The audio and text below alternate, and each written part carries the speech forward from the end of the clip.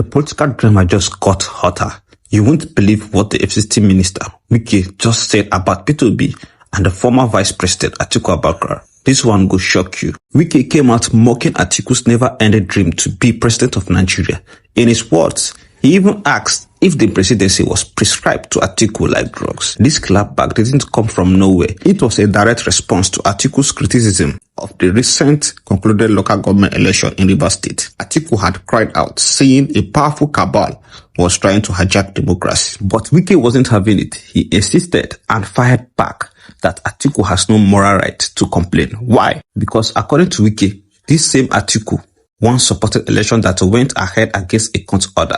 Watch this. I'll be back shortly. Listen, I don't blame Atiku because he was recasted. He didn't know that his boss signed the emergency rule in 2004. If he knew, if he was obedient and working along with his boss, with the President Atiku Abubakar, he would have known that the president has power to make regulations as for the governance of the emergency areas. So he was not in tune. He doesn't know. And like I said, what you don't know, don't comment about it. If Atiku has commented about custom now, I know he has worked in custom, he has experience, I can give it to him. But this is law. He doesn't know that 2004 emergency and that was signed by his boss. Look at the man. Look at that system. 1999, he was in PDP. 2007, he ran under National Congress. 2011, he came back to PDP to run for a presidential district. He left. 2015, 14, he went to APC. He ran for the presidency. 2017, he came back to PDP. Became the candidate in 2019.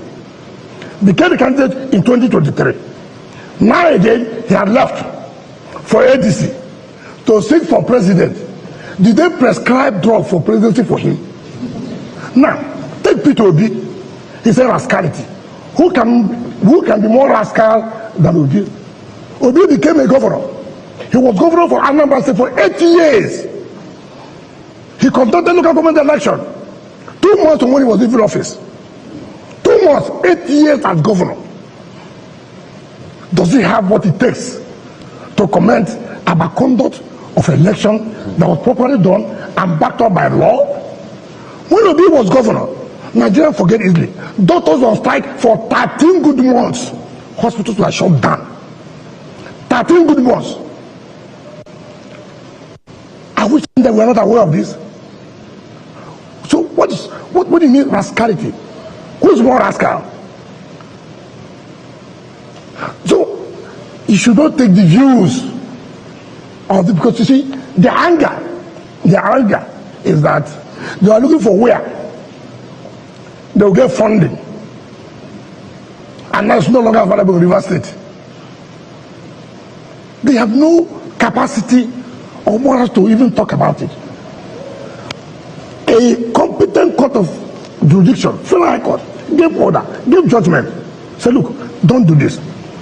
Atiku was one of those who held the conduct of that election. Now, under the regulatory power of the president and the emergency rule, he has said, go ahead and conduct local government election. What I thought we should be more preoccupied is, one, was the election free and fair? If you ask me, I saw State Independent Electoral Commission chairman. Of course, you know, I don't even know most of them, but they call me. They would say, I'm from Sokoto, I'm from Ogun, I'm from this. We came to Ogun. Ask their report. They said, in 30 days, in 1 month, you could do this. When somebody has done well, say the person has done well. If I have my way, I would recommend the chairman and members, the president should take it to the national level. It is very clear.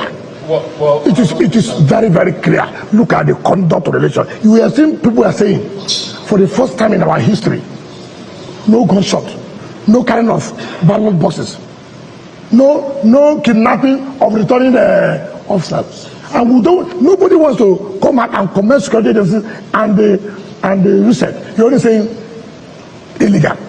Illegal to you. The court has not pronounced it illegal. The big question now is who is right here? Is Wike just defending this stuff, or does Atiku actually have a point? Stay with me to the end, because I'll also be showing you a video where a political analyst breaks down why Wike and his camp must be stopped before 2027. You don't want to miss this. Watch this. I'll be back to say something. That never ends. Wike camp, PDP governors on collision course over convention. Wike camp, PDP governors on collision course over convention. So there's been this, on one hand, it's a national secretary position.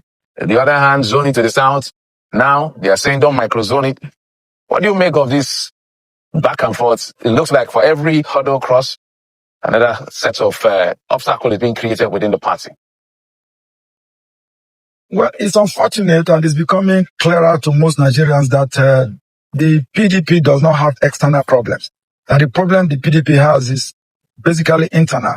And the minister of the FCT, Nyesom Wike, is a man I've come to respect because I live in the FCT and I can see the work that he does here.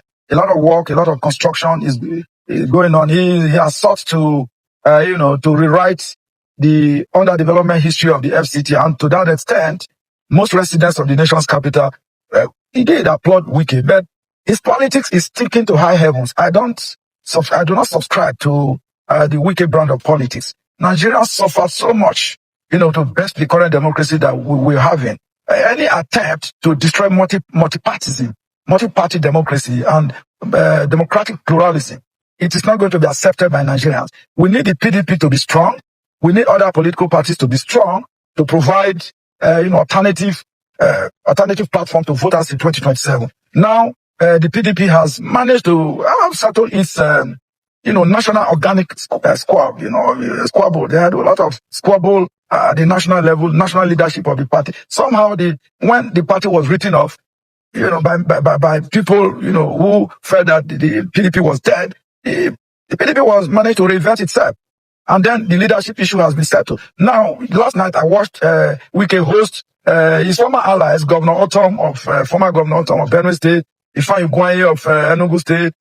We also saw Ayo Fayose, former governor of Ekiti State, and a couple of them in his private residence in Abuja, where they took that decision to outline fresh requests that once those requests are not met, then the November convention taking place in Ibadan, if it holds that it will not be a fait accompli that the courts will nullify it. It means that they are presenting fresh challenges, fresh hurdles before, the PDP. And you could see what the response is coming from the leadership of the PDP. The national chairman of the PDP, Umar Damagu, is talking tough for the very first time. I used to think that he's a very weak leader, but from what he's saying, he's talking tough. Ahmadu Fintiri, who is the chairman of the convention planning committee, the governor of Adamawa State, is also talking tough. He represented the chairman of the board of trustees of the PDP, Wabara. And they are saying that now it is time for a pushback and actually to discipline every members of the party who will not fall in line. So these new conditions that is being said by Wike and his allies, I think most Nigerians are going to be disgusted with it.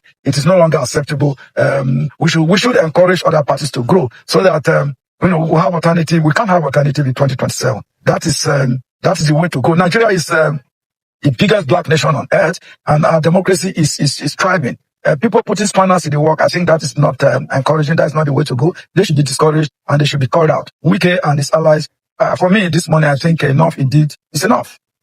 Now let me ask you this. Do you think Atiku is truly fighting for democracy? Or is Wike right that Atiku has no moral ground to talk because of his past action? And when it comes to 2027, who do you honestly trust more to defend democracy? Atiku, Wike, Opito? Drop your thoughts in the comment section. I want to read every single opinion. Don't forget to like this video, share, and of course subscribe to my YouTube channel for more political updates.